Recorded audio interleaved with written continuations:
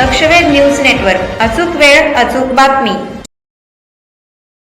सोडा मूळ जो सामाजिक दृष्ट्या मागास इथला ओबीसी बलुता आलुता भटक्या विमुक्त जाती आहेत त्यांच्या प्रतिनिधित्वासाठी संविधानानं मंडल आयोग स्वीकारला.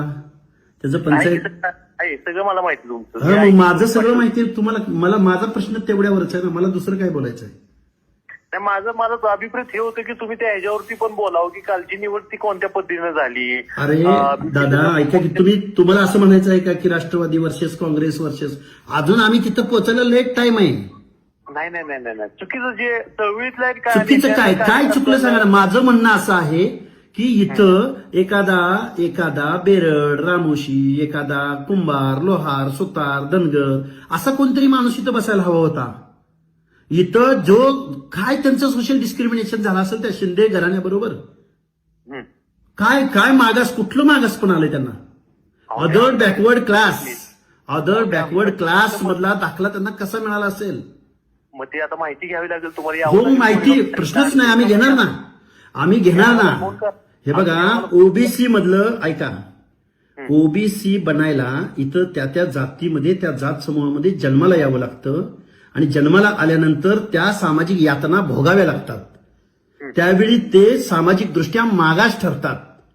दौंडच्या नगराध्यक्षपदी दुर्गादेवी जगदाळे यांची निवड होते.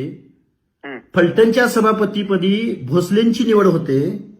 बरोबर. कोल्हापूरच्या महापौरपदी रूपराणी निकम यांची निवड होते. आता मग ओबीसी आलुता बलुता एकही दिसणार नाही महाराष्ट्रामध्ये इथून पुढं.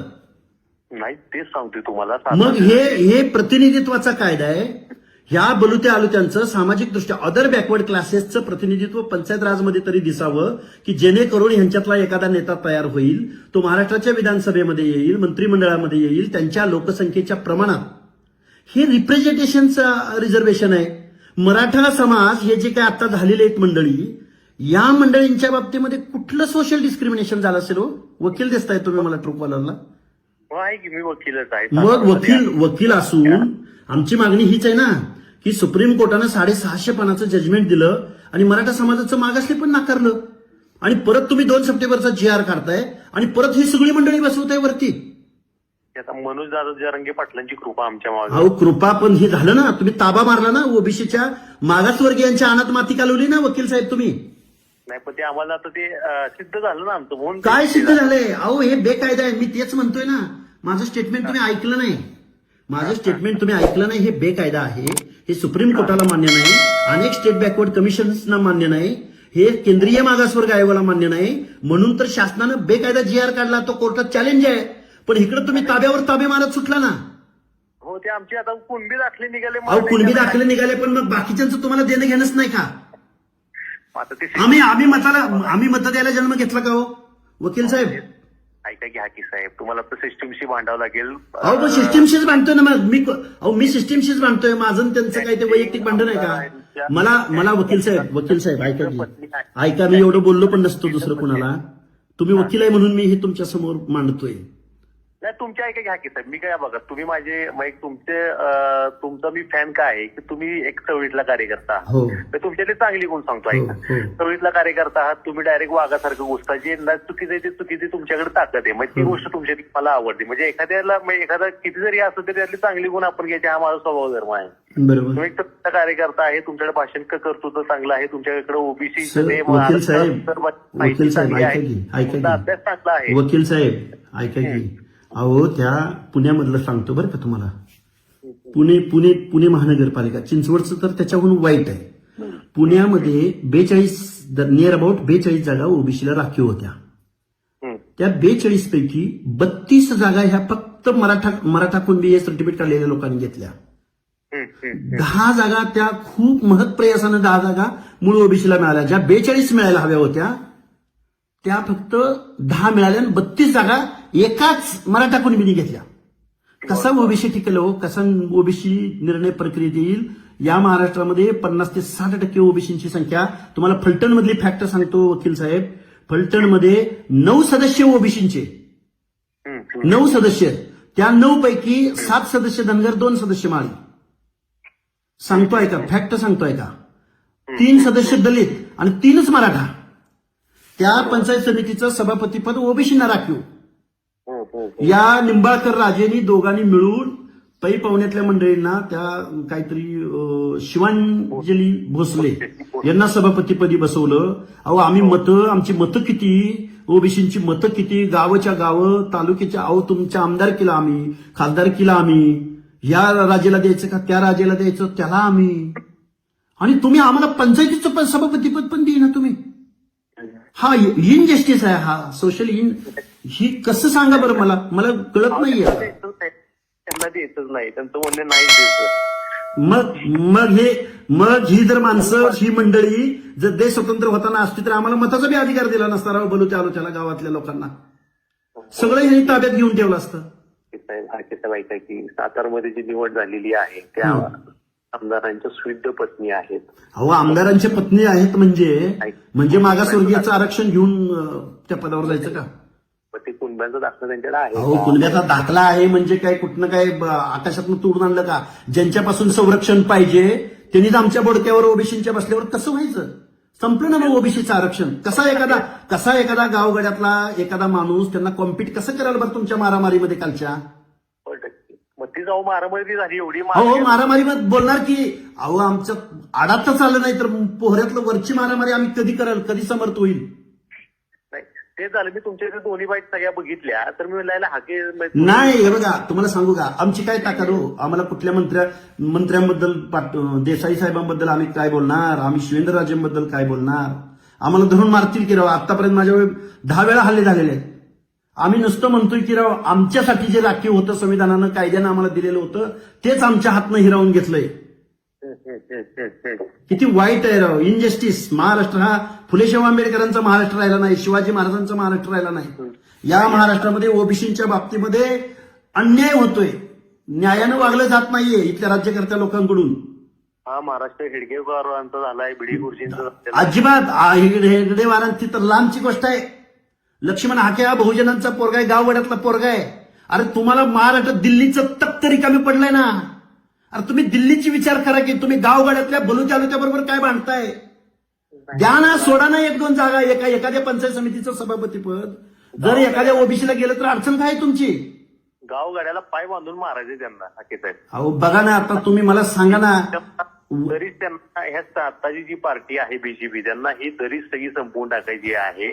त्यांना अंगारे, दुपारे, बुवाबाजी हे तर वाईटच. हे तर अजून लय पुढची गोष्ट आहे. तांबोळ्याचा, कोष्ट्याचा, वाण्याचा, न्हाव्याचा सगळी लोक ही त्या बुवाबाजीमध्ये अडकवून ठेवले. मान्य आहे मला. आता मग आम्ही केलंच ना. आम्ही काल अल्टिमेटम दिलं होतं मी 12 वाजेपर्यंत जर नाही त्यांचा राजीनामा झाला तर आम्ही उपोषणाला बसू. आम्ही सांगितलं काल. या की सातारमध्ये आलो मी तुमच्या मागे भेटू, प्रश्नच नाही. हे बघा भेटू की, पण माझा विषय, मी एक आंदोलक म्हणून मी माझं एक काहीतरी लाईन आणि लेंथ ठरवून घेतली ना. मी जर प्रत्येक विषयात बोलत राहिलो तर माझा विषय इकडे निघून जाईल ना. मी उद्या तुमच्या मारामारी, अरे त्यो काय आणि ह्यो काय, दोघं पण आमच्याबद्दल कोण कुठं बोलतंय? ह्यांच्या कॉन्ट्रोवर्सीमध्ये ह्यांच्या दोघांची रेस लागल्या. पण आम्हाला खरा हक्क आमचा आहे तिथला अध्यक्षपदाचा, ते राहिलं बाजूला.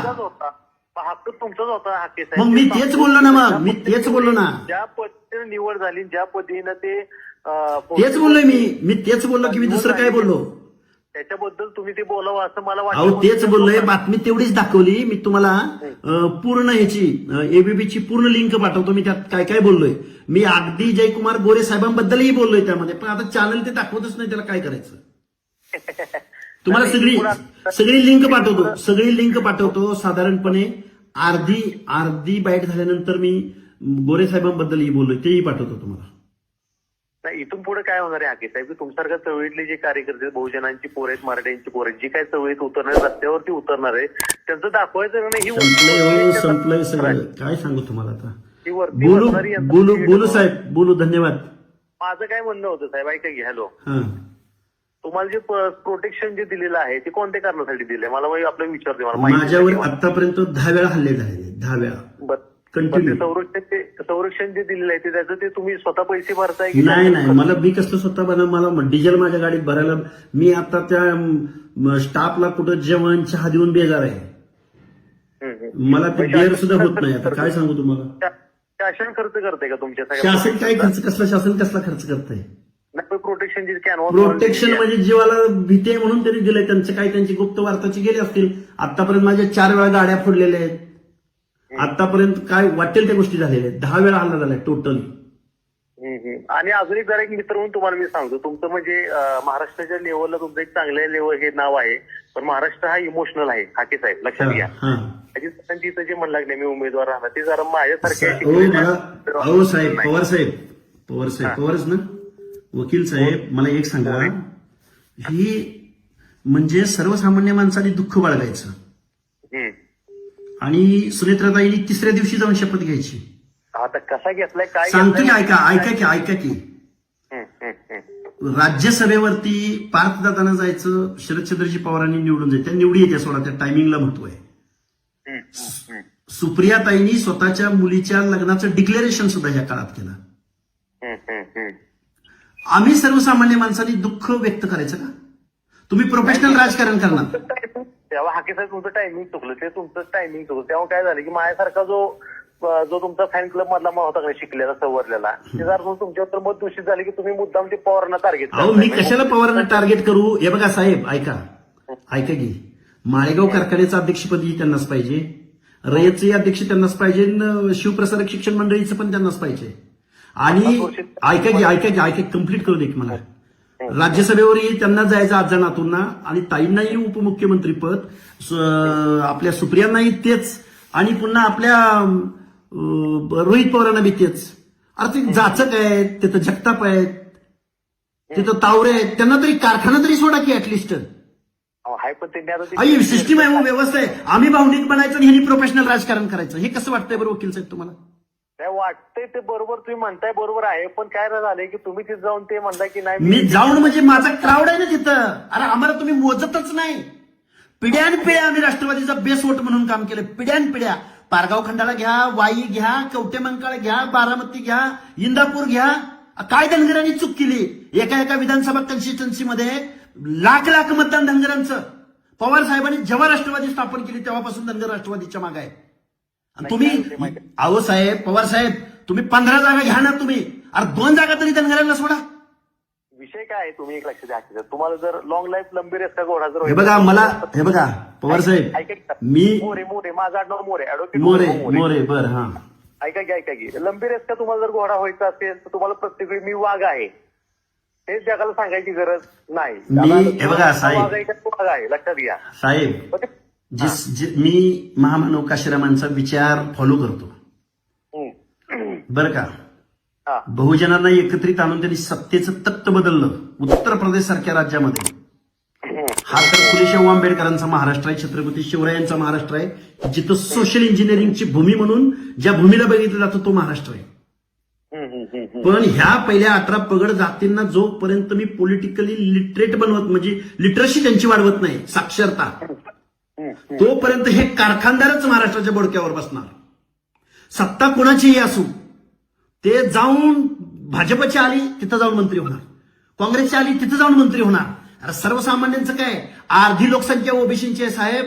कालच्या बजेटरी अधिवेशनात 1% बजेटमध्ये तरतूद आहे ओबीसीच्या सामाजिक न्याय हक्काच्या योजनासाठी. माझं ज्यांनी बजेट मांडलं महाराष्ट्र राज्याचे लाडके मुख्यमंत्री, तेच बोलतोय ना मी. त्यांच्या विरोधात तुम्ही त्यांच्या अहो साहेब, तुम्ही माझ्याकडे बघण्याचा दृष्टिकोन, अहो मी मुख्यमंत्र्याचे मांडलं बजेट मुख्यमंत्र्यांनीच ना, त्याच्यावरच बोलतोय ना मी दुसरं कोणाला कशासाठी बोलू? ऐका की दादा जसे अर्थसंकल्प मांडायचे तसं तुम्ही दादांची विरोधात बोलायचं किंवा दादा ह्याचा ओबीसीवर अन्याय करतात, हे करतात, ते करतात, तसं तुम्ही मुख्यमंत्र्यांची विरोधात. मुख्यमंत्री आता बजेट कुणी मांडलं साहेब? आताचं बजेट मुख्यमंत्र्यांनीच मांडलं. मी आता बोललोय म्हणजे दुसऱ्याला बोलायचा काय संबंध येतो माझा? अजितदादांच्या ह्याच्यात जसं दादांवर कधी काय? हे बघा विषय असा आहे, निवडणुका असतात. ते जर प्रोफेशनल राजकारण करत असतील तर सामान्य माणसांनी का भावनिक व्हायचं? हे माझं बोल कुणाला पटणार नाही. भोळी बाबडी माणसं आहेत आमची माणसं म्हणली हाके सर, अहो आपल्या समाजाला नावं ठेवतेली. अरे म्हणलं तुम्ही दुःखात नावं ठेवणारच आहेत म्हणलं. अरे पण सुखात तर तुम्ही कधी क्रांती केल्या म्हणलं. आजपर्यंत काय दुःखदच घटना होत्या काय? त्यावेळी बी तुम्ही शेपटच घालताय ना. या सिस्टीमच्या विरोधामध्ये आवाज. उद्याच्या 2029ची नांदी जर तयार करायचं असेल बॅकग्राऊंड तर तुम्हाला 1 सेकंद 1 तास महत्वाचं आहे की जो तुम्हाला इथल्या व्यवस्थेच्या विरोधामध्ये जी संधी भेटती, जी स्पेस भेटती, तिथं तुम्ही आवाज उठवला पाहिजे. काँग्रेस म्हणते सरकार बाद आहे, सरकार बाद आहे, सरकारच्या विरोधात काम केलं पाहिजे. तुम्ही रस्त्यावर कधी उतरणार?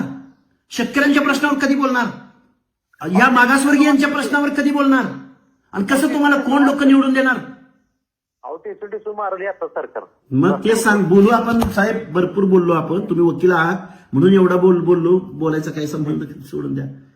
माझं फक्त एवढंच म्हणणं आहे, चवळीतला तुम्ही आहे, माझ्या शुभेच्छा आहेत तुम्हाला. तुम्ही सातारमध्ये आल तर मला आवर्जून फोन करा. Yes. त्या निवडीच्या बाबतीत मी तुमच्या सोबत आहे. फक्त धन्यवाद. तुम्ही प्रत्येक वेळी सांगू नका की मी वाघ आहे. आणि मला सांगायचं, अहो माझं वडील पण ग्रामपंचायती सदस्य नाही, मी असायचा तर प्रश्नच नाही. ऐका की साहेब, गोपीचंद पडळकर आमदार आता जे जसचे आहेत ते जसं पवार कुटुंबावरती बोलायचे. फक्त हे बघा साहेब पवार कुटुंब. ऐका, महाराष्ट्राचं राजकारण ज्या पॉइंटवरून ठरतं त्याच पॉइंटवर होणार ना हो एलिगेशन. दुसरं कसं कुणावर बोलणार आम्ही? मुख्यमंत्री आहेत. अहो हो, किंवा राजसत्ता ज्यांच्या ताब्यात असते त्यांच्या विरोधात. कुणी सांगितलं तुम्हाला मी मुख्यमंत्र्यांच्या विरोधात बोलत नाही म्हणून? मी आठवड्यातल्या किती बाईट पाठवतो तुम्हाला? नाही, तुमची धार दिसत नाही अहो मुख्यमंत्री. धार म्हणजे आता कशी धार आणू? धार कशी आणू ते सांगा.